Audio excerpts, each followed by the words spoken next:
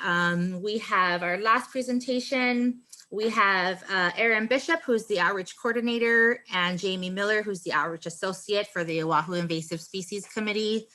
They are going to be sharing with us today some virtual tools that they are looking at, and some educational resources that they have developed, and what worked and what didn't work, and some lessons learned from that. So they are going to share with us that. And I think, Jaime, I made you co-host, so you should be able to share your screen whenever you're ready, and take it away.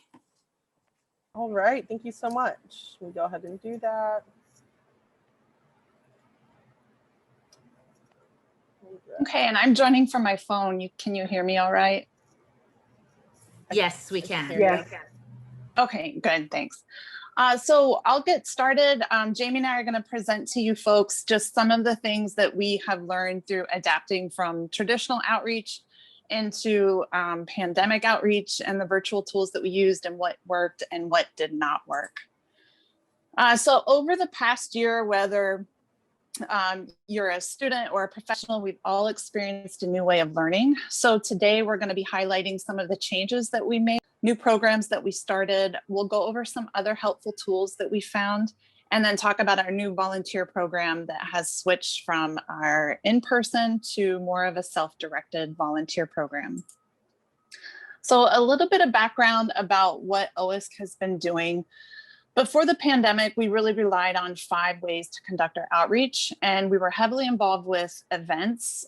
We have educational resources that we would present to classrooms. So they'd be our watershed curriculum and our Hawike Little Fire Ant activity, which is something that we adapted from MISC.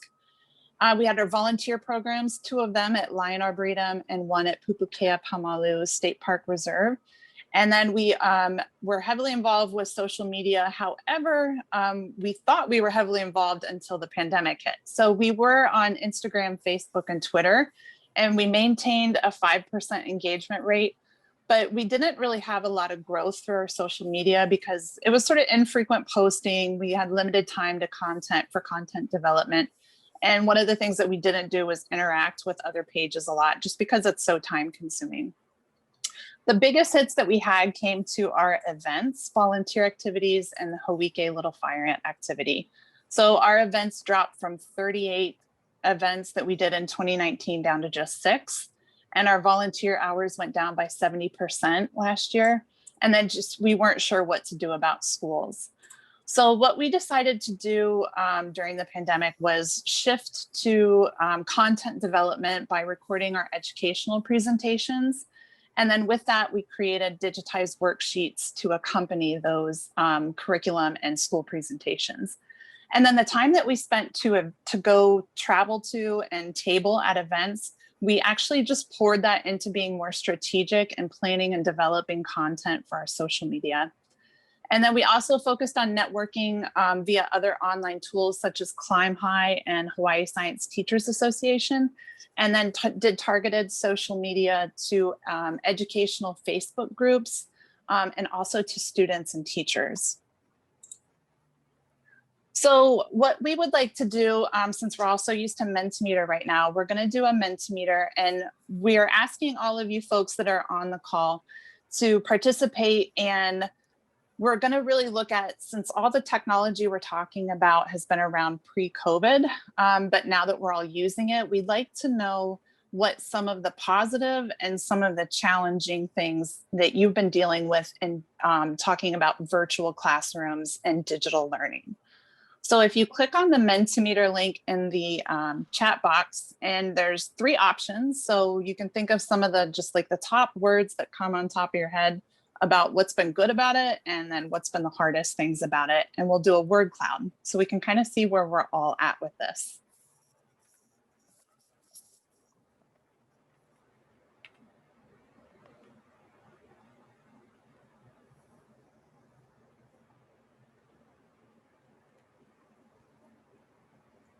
So we start having some things come up: focus, decline, more people reached. So that is a benefit, having more people reached. It is harder to keep people's focus when we do digital outreach. Fatigue. It's awkward. It can be efficient. 100%. Yeah, that's one of the challenging things is that it is less personal. You don't get the in-person value and having that sort of organic conversations.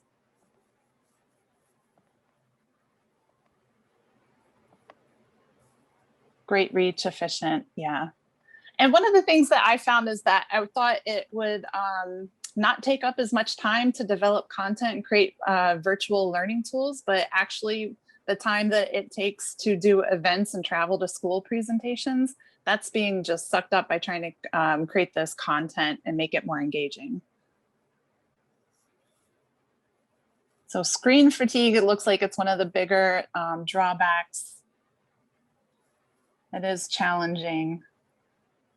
I think we have a lot of people think that you do get a greater reach. So thank you for participating in that.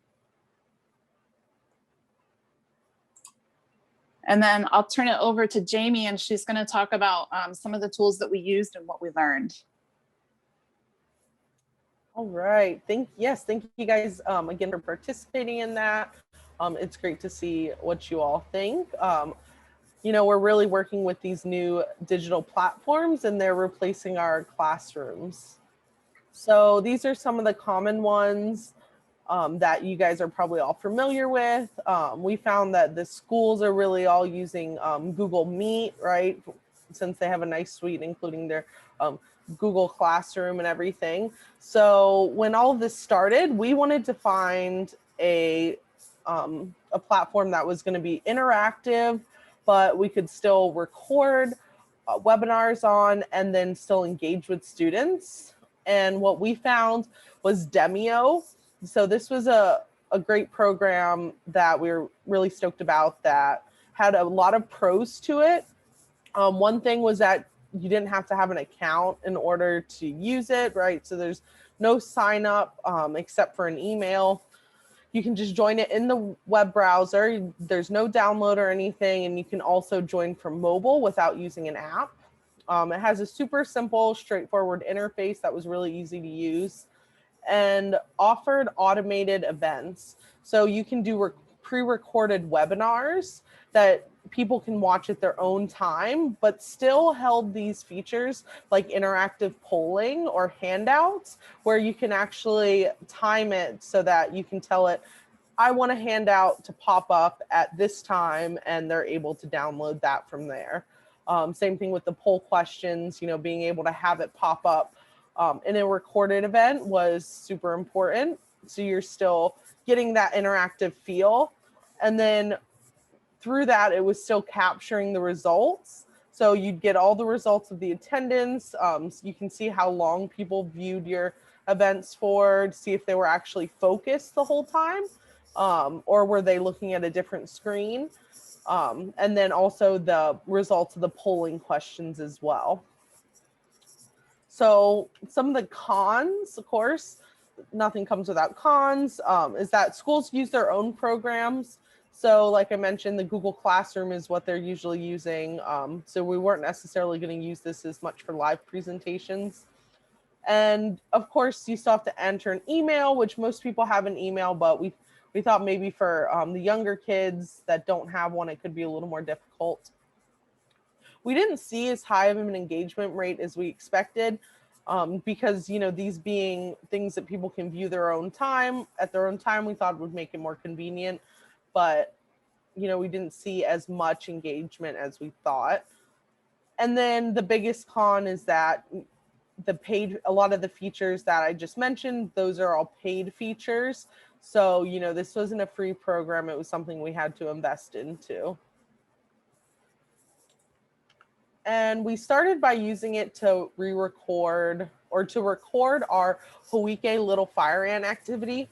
This was when I was hired on in February of last year, a big thing that I was going to be focusing on is going to schools and doing these Hawike presentations for little fire ants. And what they consist of is a 2-day presentation where the first day you go in and give the kids background and all the information you want them to know. And then you can give them little fire ant survey kits as well. and then they go home, survey an area, and then bring them back to school on another day where you go for basically like a lab day where you guys look at their ant samples underneath a microscope. You're able to ID the ants with them and give them that firsthand experience of getting to ID the ants. Well, so since we can't do all that now, we replaced it with recording the presentation into a 45-minute video for students and teachers to be able to watch on their own time, even though we still do offer it live as well. And then instead of having that second lab day, instead now we just drop off little fire ant school kits to the schools that want them. And we have them send the samples right into us. Sorry. Send the samples right into us at OISC, and then we're able to ID the samples for them and let them know what kind of ants they do have.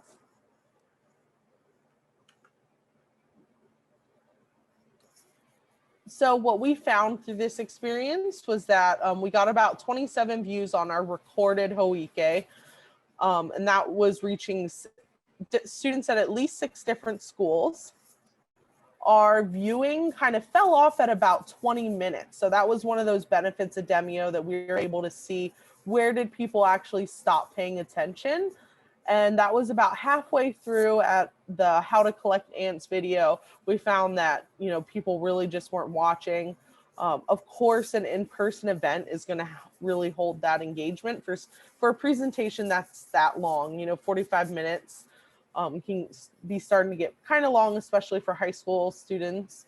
So we decided that going forward, what we're going to do is re-record it to make it shorter, sticking around that 20-minute mark, and then make also a more kid-friendly, shorter How to Collect Ants video in order to engage with the kids on their ant surveys a little more.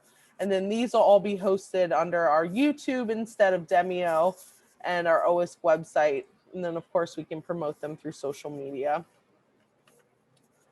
The next thing we did with our Demio subscription is we recorded our presentations for our watershed curriculum. So this is something that we had previously available, but we bolstered now that we're in this digital space. So each activity, there's 4 different activities through this curriculum. There are plants, one about watersheds, one about Hawaiian land divisions, and then one about threats to our watersheds. And each one has all of these different things to go along with it. We provide classroom activities with instructions and worksheets for the teachers. We have on-demand webinars, so that's the recorded presentation available for them as well, or if they would like to do it on their own, we also have the PowerPoint. And then we supplemented it with digital puzzles, so some word finds, crosswords, and word scrambles. And we were able to digitize those because, you know, we realized obviously they can't print them out and give them to the students. How are we going to make these digital for them? And then all of that's available on our website underneath our watershed curriculum if anyone wants to take a look and use it. So what we found going virtual with this was that we definitely got more views with these shorter webinars. And our plants one, which is the first one in it, was the most popular. And the viewing was pretty steady with about 3 out of 4 lessons viewed. But our poll questions, the ones that were answered, really varied. So some of them got a 3% of the students answered the questions, and then others were up to 85%. So it was pretty cool to be able to at least see if they actually were answering which questions and if they were getting them right. And then the 12 digitized puzzles were downloadable PDFs that we're able to include, which were super helpful. And then moving forward, we're gonna re-record these on Zoom because we're not gonna continue with our Demio subscription.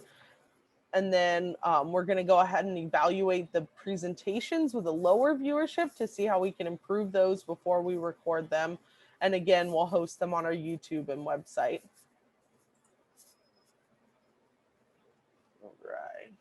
So social media was another thing that I was able to focus on being a new position and not spending all the time, like we said, going back and forth to classes and doing other things. So we were able to have a 25% increase in our fan base, and really create more, not just more posts, but more focused posts. So have that time to do strategic planning with our social media instead of just, kind of rolling with it as it comes. And then, so we're through that more strategic approach, we increased our engagement rate from 8 to 21%. All right. Yeah, and Jamie has been able to do a lot of good things with our social media. And I really would like to say that engaging with other group pages has been a huge boost for increasing our fan base and our engagement as well. So the next thing that we did to sort of make up for the loss of our volunteer projects, which we had two at Lion and one up at Pupukea, is we developed a way for people to volunteer on their own time to participate in early detection and rapid response for one of OIS's target species, which is devilweed or Chromalina odorata. So the great thing about this project is that it is community driven. Because of the spread of devilweed, this is something that's going to not just be up in the deep forest or on someone's one specific farm. We're seeing it pop up in different neighborhoods around the island. So we really want to get people familiar with it. And a great way to do that is to get people out and looking for it. And what people will do is they go to our webpage and they volunteer. And on our webpage, we have a list of the trails all on Oahu. And so all they do is pick a trail and they dedicate that hike to look for this plant. Another thing that we provide to them is some supportive resources. So they can sign up to get one of these free guides that you see in the slide. It's a little pocket guide that they can clip to their belt. That way they can, if they come across a plant and they're not sure if it's devilweed, these are all of the lookalikes. And then we created a Facebook group page. It's called the Devilweed Crew Oahu. And this is something that people can join in. They can post their hikes. They can take pictures of their hikes. They can communicate with each other to say, hey, what is this plant? Does anybody know? And so it kind of makes this nice community of people looking for the plants.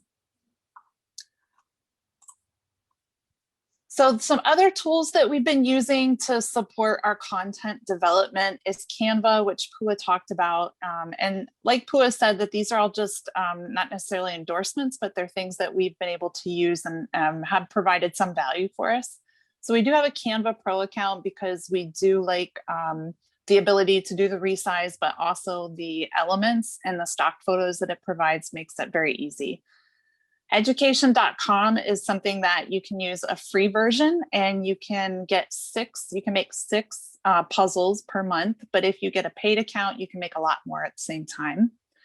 And then PDFescape.com is the tool that Jamie used to digitize those worksheets so that it's something that they can fill out right at their desktop. It's not something they have to print out.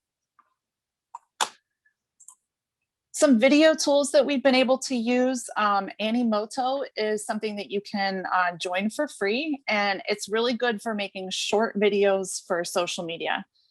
So it has music and text and design elements in there. It's good to use as well, also if you're doing it with images.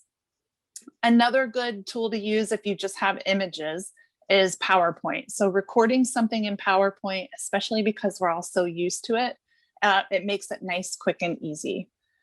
And then the last thing that we have used was Windows Movie Maker. And this is something that is really good for using when you make longer videos, especially if you need to clip and edit and put different videos together, and also inserting images and music. And then when it comes to music, we found that our most engaging content on social media has been things that have music to them. So music tools that we have used have been Bensound. So if Jamie, you could go to the next slide. Bensound has a really wide variety of different genres, and it also has mood music, and it's all for free. The other one that we've used is Free Music Archive, and this one's, it has a unique list of music because what it does is it supports and it tries to promote independent artists by using samples of their music. And then if you have an account with Adobe, Adobe stock music is really great, but they do have a very limited amount of royalty-free music that you can use. But those are 3 of the music tools that we use most often. And then lastly, one of our paid account tools that we have is SurveyMonkey.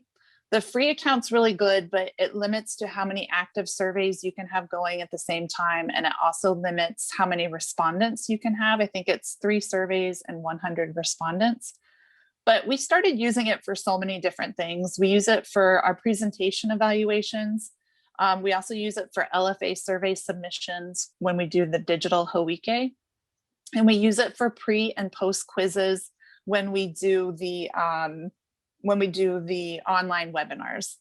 And then we also use it to collect the requests for the ID guides. And then we also use it to sign up for our volunteer events when we did in-person events. So we always have way more surveys active at the same time. So it was well worth us to invest in getting this paid account with SurveyMonkey. So you can't stop the waves, but you can learn how to surf. I just thought this was a really nice quote to kind of relate to this past year of everything changing to this new virtual world. And I think it's been really great for groups like this one, for us to all get together and share what we learned from one another. I think it really, helps supports us all in the long run, and the students and the people that we're educating as well. So if you guys have any questions or anything else you guys want to share, you can always reach out to Erin or I with the contact information here. And then our educational resources are all available on our website, oahuist.com. Thank you guys. Let's see if there's any questions or anything in the chat. Thank you, Jamie and Erin. That was so amazing. It's so awesome to see all these new programs out there that, people can use and that people are using, and the lessons learned and how we can, better our outreach in this digital world. Yeah, it looks like Kaylani raised her hand. Okay. Oh, yes. Go ahead and Yeah, so I have a question, because I've noticed on a couple of the distance learning calls that I've been participating on at Hawaii Volcanoes National Park, I've noticed that when the teacher isn't as interactive with the call, that usually also shows the students not to be as interactive. Do you have any tips or tricks to help the entire class be interactive, not just the students, but the teachers and everyone else as well? I would say it is, of course, super helpful if the teachers are interactive as well. But for me, I'm always concerned about, the students engaging. And I would say the best thing I found is just kind of letting them shout things out, right? When you're in this digital landscape, it's kind of hard to pick and choose. So just asking questions along the way and then letting them be able to shout out those answers is a great way to at least get them talking. Okay, awesome. Thank you. Great. And Jamie and Erin, we just got a question from Josh mentioning these are great tools. Are you moving off of Demio because of the cost or the lack of features, or? We decided to move off of Demio because of the cost versus the return. So we have to take into consideration smaller budgets this year, and based on our return that we got last year, which wasn't really what we were hoping for, we decided to switch over to Zoom because it's right around $800 a year for Demio. Whoa. Wow, that's expensive. Yeah. So just to make a mention of this to the group, Josh had helped us last year to get some HISC funds to get a webinar, a Zoom webinar account for all of us to use. So if anyone is interested in hosting webinars, because you have to pay in excess, it's one step above the pro account to get these webinar features on Zoom, but we have an account that we all can use.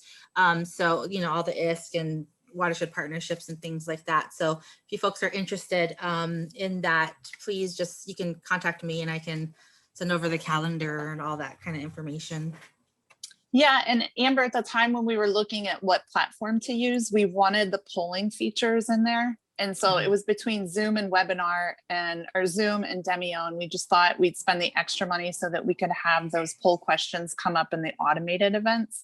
But which is a really nice feature. And if you can get the engagement, it's worth it. But our return just wasn't there. But the nice thing that we learned was that really, if you can't really do anything over 20 minutes with kids as a recorded event, and 10 minutes is best. That's the ones that we got our best focus, 10 minutes. Thank you, guys. Awesome. Yeah, is there any other questions before we wrap up? If not, we will go over to our Mentimeter question